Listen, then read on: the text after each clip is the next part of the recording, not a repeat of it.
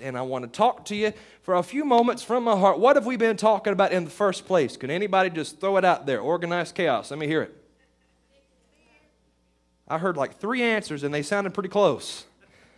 We've been talking about what an inheritance is and how it is contrasted to harvest, and how we even got on that subject was Galatians chapter 4, verse 1, that says, an heir differs nothing or none from a servant, though a master of all, as long as he is in an immature state. And we talked about what is immaturity, what is being childish. The Bible defines it in 1 Corinthians chapter 13 and 11, that when I was a child, I talked like a child, I thought as a child, and I understood as a child. And we've tackled those 2 things. We're going to tackle the third one today. And I want you to keep in mind the entire reason we're trying to grow up in these areas and get rid of childish speaking and thinking and understanding is because there is a place of inheritance that we can get to where our need for needs are gone. I don't know if that means anything to you. And I'm not just talking about money, because I don't know about you. I need more than money in my life. I need opportunity. I need resources. I need provision of relationships. I need someone to help me do some things I don't know how to do, but I know I'm called to do. I need some people to speak into my life. So don't just limit an inheritance down to dollar signs, or you miss the point altogether. But if you need that, he's that too. Hallelujah. We're going to talk about some things today because we spoke about what childish speaking is. We talked about childish speaking concerning God, and then we encountered childish thinking and a victim mentality. When men and women, if you are here today, you know that you love this church, and most important, you love God, because we would have ran you off in the past 3 weeks. Am I right? But you're still here, and you're gluttons for punishment. I appreciate you. And I just want to encourage you, because this is not the church to make you feel good church, that you come and to get high church. This is not the place where you can find 2 hours of relief from your life and go back to it. This is not the place. Of course, we have a good time in that, but this is the church that we are bound and determined. If we can find a little bit of hope inside of anybody, we will turn the crank and get you so excited you will try to swing over hell and take it over with a water pistol. This is the type of church where you get encouraged and you get developed, and you realize that life does not have to be the way it is, but you can change it. This is the church to give you power to perform. This is the church where you can't just sit around and clap your hands or just be one of the church members in the pew. But this is the church where people get involved and things happen. So if you're looking for that other kind of church, you will have to be on medicine by the end of the day. I'm telling you, we're going to make you so uncomfortable, but I love you anyway, because we're going to talk about childish understanding concerning money. And I know that's exactly what you want to hear, another preacher talking about money. We're going to be real honest with it about it today. Is that all right?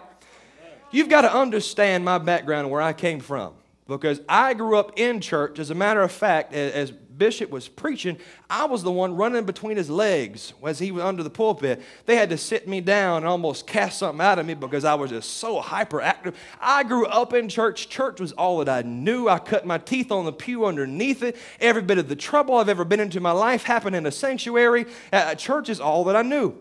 And I grew up, and so naturally church was what I was supposed to do. It's what God called me to do. As I grew up, I began to find it interesting, though, because as I grew up, it's almost like people that had money was villainized. Because being humble before the Lord was godly. And you couldn't be humble if you had nice things. And I know nobody's going to be honest with you, but I'll just tell you my part of it. Dude. You can shake your head when you get home and say, I was thinking the same thing he was too.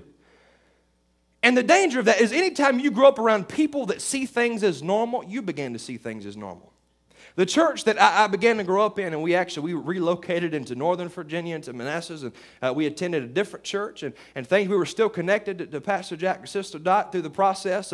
And I found it interesting because even in a different church, in an entirely different geographic region, the mindset in most of the churches I grew up in was, it's all right for the world to have everything, and we have to go and borrow it at 20% interest to get anything. We've got to slaughter 1,000 chickens to put a roof on the ceiling. We've got to have bake sales, and we've got to have car washes, but just to do anything. We can't go overseas and do a mission trip because that would just cost way too much money. And the problem I began to encounter is when I would talk to my friends that were in the world.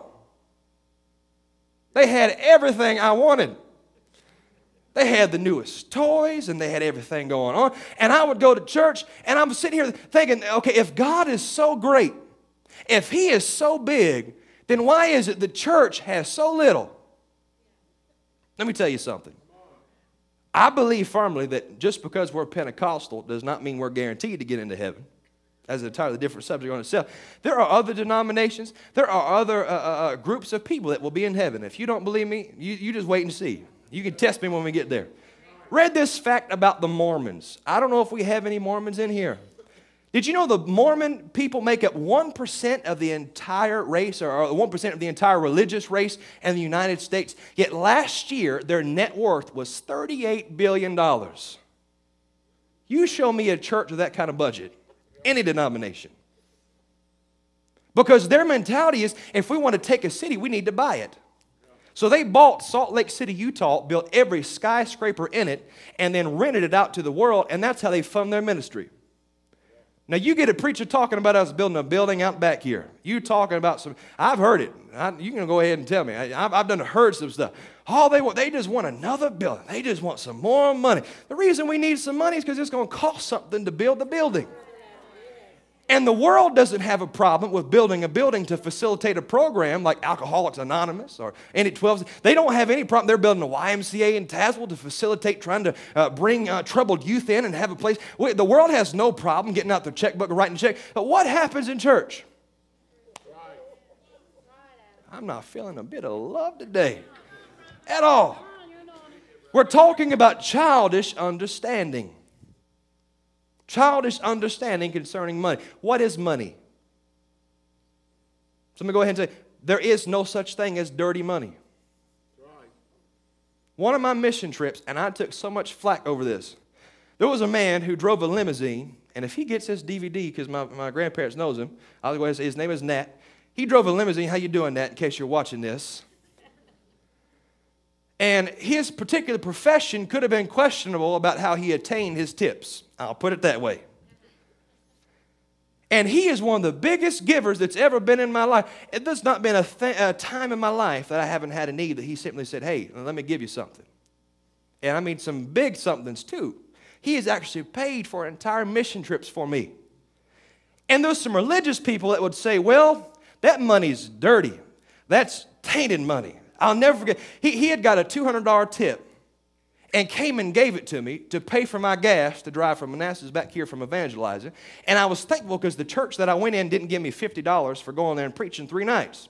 And I know that's just way too real for some of y'all, but you try driving up, getting a hotel, paying for your bill, getting $50 and coming home. It's not that easy when ministry is your livelihood. So to me, it was a blessing to have this money. And I had all kinds of religious people saying, that's tainted money. That's dirty money. That's just tainted money. I had to just step up and say, yes, it is tainted. It's tainted enough. Okay, missed that one sitting down over your head, but there is no such thing as dirty money. Uh-oh. Money is simply a vehicle that can become whatever you desire it to become. You don't believe me? Take $10 and go to the gas station. You're not going to get very much gas. It can become gas. Take the very same $10, it can become a Whopper combo for you. Yes. Is this too deep for anybody? Take the same $10. You can go to the post office and buy some stamps and send out. The money has the ability to be transformed into whatever you need. And then we've got religious people sitting up saying, well, you know, money is just evil. It's because you don't have any is the reason you think it's evil. We need money not so that we can dress nice and put more fabric on the walls, although that's all right too.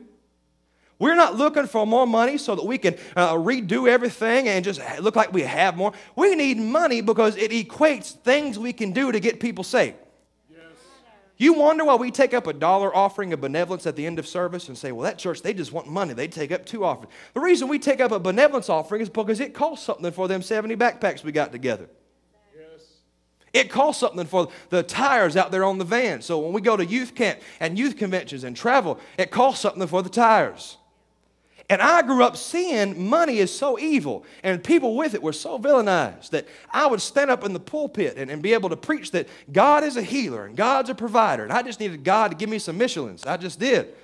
Had the wires showing through, so broke I couldn't even pay attention. I'm being serious about every bit of this. And I had a problem with it because here I am talking about this super big God. And I'm wondering, where is this super big God? Because I can't even pay my bills. How am I supposed to help somebody else coming to me with tears running down their face, saying, I just got out of jail and I found an apartment, but I need some deposit. I need someone to help me get my electric. It broke my heart to see people like that and see needs like that and not be able to meet it because I couldn't pay my own bills.